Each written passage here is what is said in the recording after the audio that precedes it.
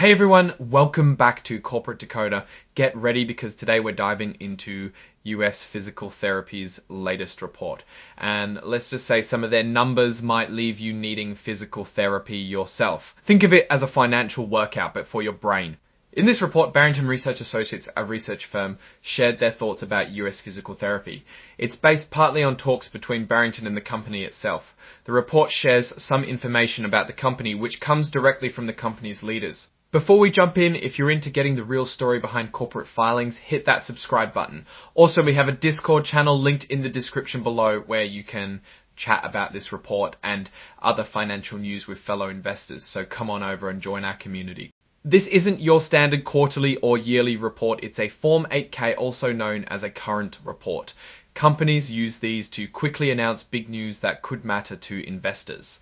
Think of it as a corporate breaking news alert. The date of the report is July 1, 2025. Before we dive too deep, let's do a quick checkup on the company itself. The company's stock, called common stock, is sold on the New York Stock Exchange under the letters USPH. Now back to the main event, the reason for this report. It's about something called Regulation FD disclosure.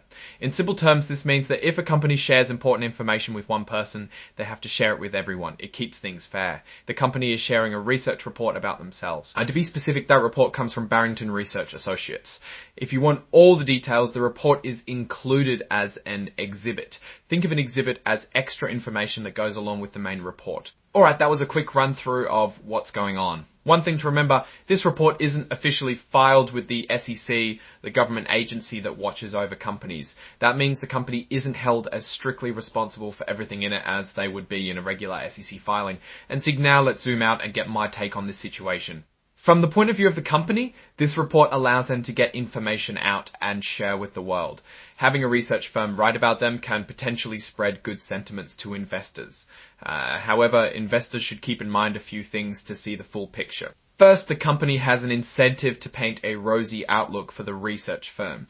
After all, a positive outlook can possibly drive stock prices. Investors have to recognize the company's point of view and see if there is a bias in the research report because of it. Secondly, research firms also have their own point of view.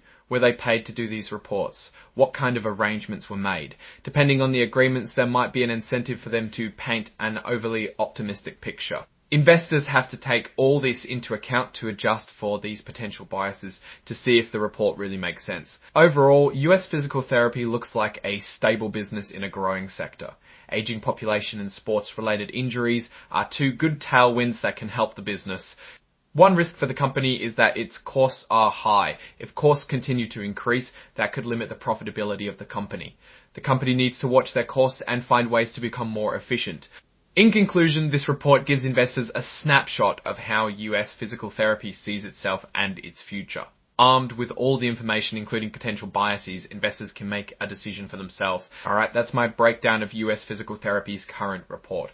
What do you think of independent research? Drop your thoughts in the comments below. If you found this analysis helpful, hit that like button and please subscribe for more easy to understand content. Also, don't forget to check out the Discord channel in the description for more insightful conversations. Thanks for watching and I'll catch you in the next one.